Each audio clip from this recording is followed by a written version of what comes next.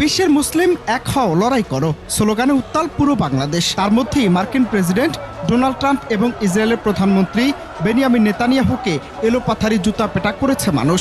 এজন্য চরম ক্ষোভে ফুঁসছে মুসলিম বিশ্ব। তবে তাদের সরাসরি নয়, ট্রাম্প এবং নেতানিয়াহুর প্রতিকৃতিকে জুতা পেটা করা হয়েছে। সকাল থেকে সোহরাওয়ার্দী উদ্যানে উপস্থিত হয় সকল শ্রেণী পেশার মানুষ। এমন হয়েছে এজন্য এমন বাংলাদেশ দেখেনি কখনো কেউ।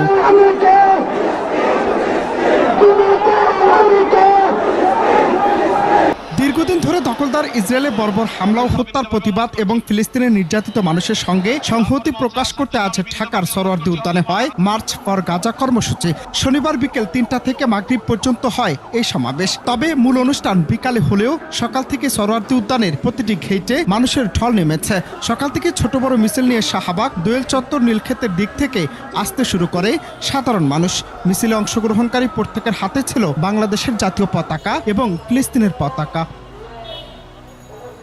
পবিত্র কোরআন তেলাওয়াতের মাধ্যমে সোহরাওয়ার্দী উদ্যানে এই কর্মসূচির সূচনা হয়। এরপর জনগণকে স্লোগানে স্লোগানে উৎসাহ এবং বক্তব্য দেন আস-সুন্নাহ ফাউন্ডেশনের চেয়ারম্যান শায়েখ আহমদুল্লাহ এবং Islamic scholar doctor Mizanur Rahman Azhari. এ সময় মুফতি রেজাউল করিমের উপস্থাপনায় বক্তব্য দেন অনেকে। এদিকে মার্চ ফর গাজা কর্মসূচির ঘোষণাপত্র পাঠ করেন দৈনিক আমার দেশ সম্পাদক মাহমুদুর রহমান। অপরদিকে গণজামায়াত কর্মসূচিকে কেন্দ্র করে রাজধানীর কারওয়ান বাজার ও বিভিন্ন এলাকায় আইনশৃঙ্খলা রক্ষাকারী বাহিনী অবস্থান নেয়।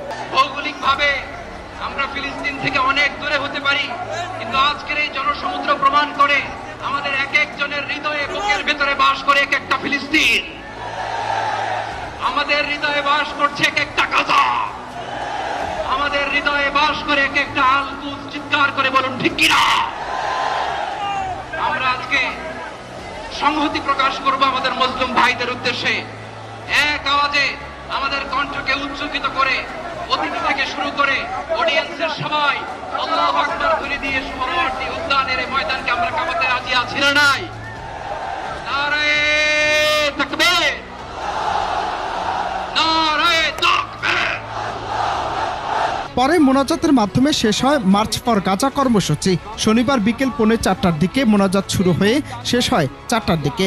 মোনাজাত করেন জাতীয় মসজিদ বাইতুল মোকাররমের খতিব মুফতি আব্দুল মালিক। ফিলিস্তিনের পক্ষে কয়েক লাখ মানুষ এই কর্মসূচিতে অংশ নেয়। সকলের মুখে একই বার্তা, ফিলিস্তিন জিন্দাবাদ।